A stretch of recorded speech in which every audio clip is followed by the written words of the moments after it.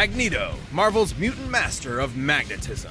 Tetsuo, Akira's telekinetic terror of Neo-Tokyo. These two maestros of kinesis have ignited revolution not just in their worlds, but also the very mediums they exist within. He's Wiz and I'm Boomstick. And it's our job to analyze their weapons, armor, and skills to find out who would win a death battle.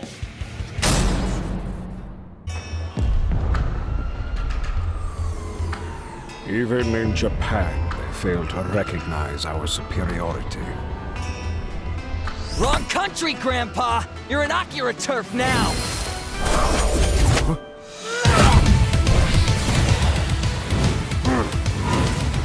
You're dead meat!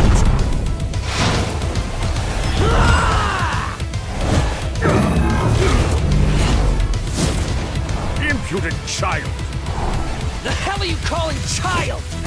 I make the rules around here!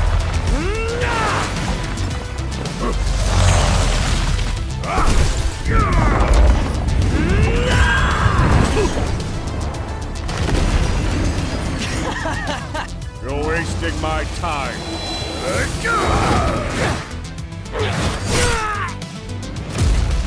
Parlor tricks for the master of magnetism.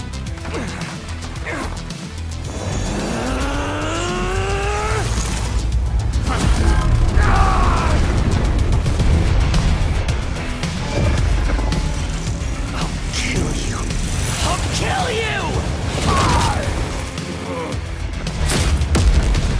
Your history, scumbag!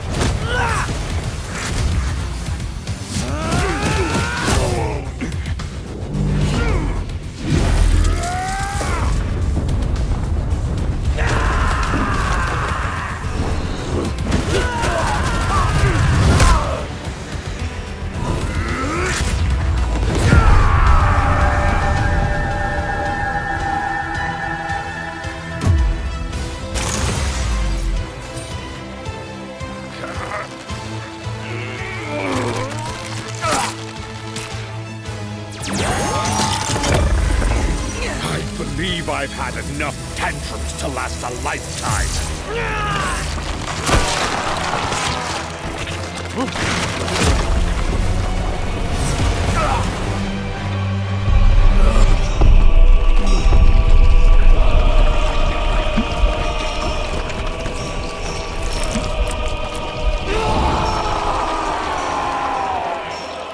Listen, welcome! I'll handle this on my own!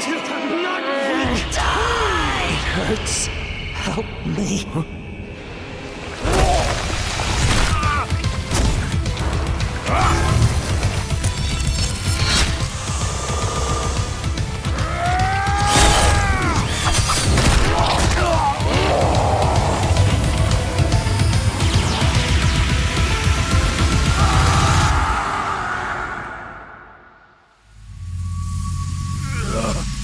Poor child.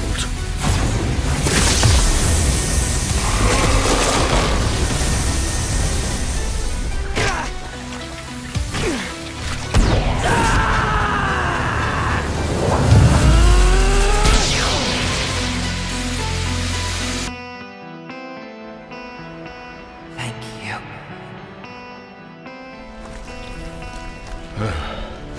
You are welcome.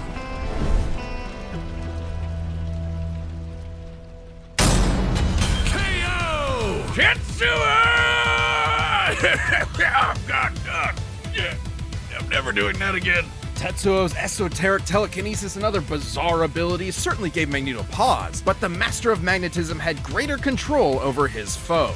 The numbers don't lie. Tetsuo cratering the moon was insane, but Magneto punched Iron Man with the force of the sun. And while Tetsuo jumped all the way to the moon, Magneto could move across galaxies. Against Tetsuo in his human form, Magneto obviously held a sizable advantage in power and speed. But stats aren't all that matters. With his precise telekinesis, Tetsuo could just target Magneto's organs. GG, right? Yes, but Magneto had similar skills. There are very few substances on Earth that lack any metallic or magnetic component, and Magneto is very creative with his powers. Which he could use to predict Tetsuo's teleportation and even shut down his telekinesis. And his scraps with Xavier prove he could handle Tetsuo's messing with his head.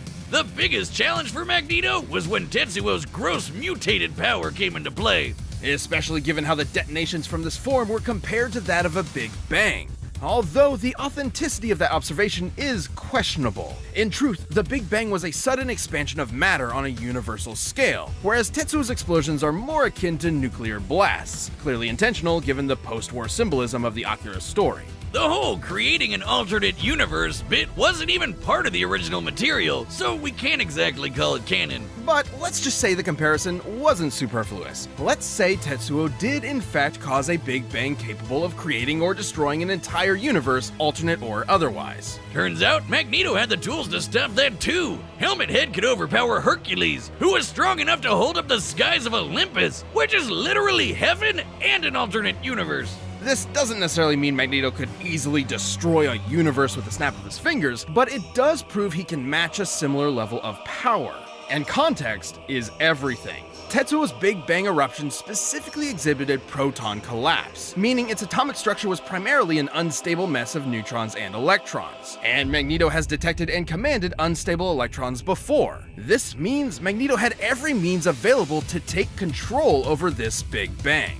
Damn, and I thought he could just move some metal around. It's like the question posed by some of the greatest prophets of our time. Fucking magnets. How do they even work?